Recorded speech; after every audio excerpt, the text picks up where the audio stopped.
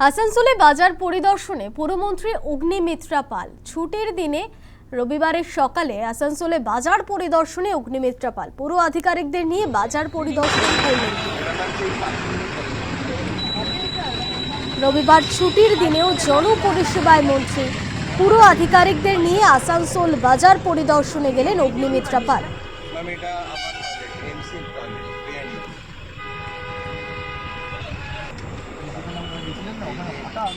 সকালের ছবি আপনাদের দেখাচ্ছি।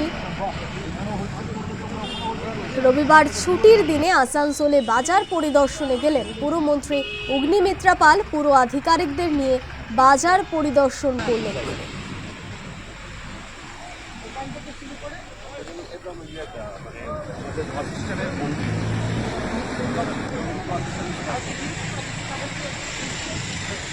পুর আধিকারিকদের নিয়ে রবিবার সকালে বাজার পরিদর্শনে গেলেন অগ্নিমিত্রা পাল।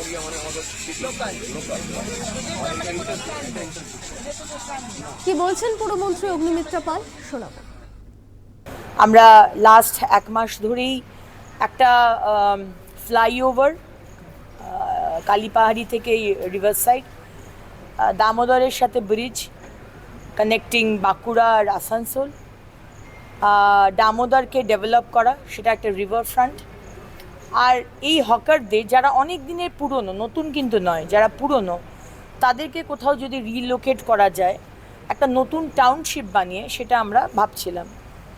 এবং আজকে আমরা গেছিলাম একটা 3টে জায়গা আমরা আইডেন্টিফাই করেছি, যেখানে আমরা যারা পুরনো হকার, অনেক দিনে 20 বছর 30 বছর 50 বছর ধরে আছে, তাদেরকে আমরা ডিপিআর বানিয়ে ওখানে রিলোকেট করার কথা ভাবছি। মাননীয় মুখ্যমন্ত্রীকেও জানিয়েছি, কারণ পুরো শহরটাকে সুন্দর বানাবো। প্রত্যেকটা রাস্তায় ফুটপাথ হবে, কোনো রাস্তা এমন হবে না, হাটান্ডোরও চেষ্টা করব ফুটপাথ।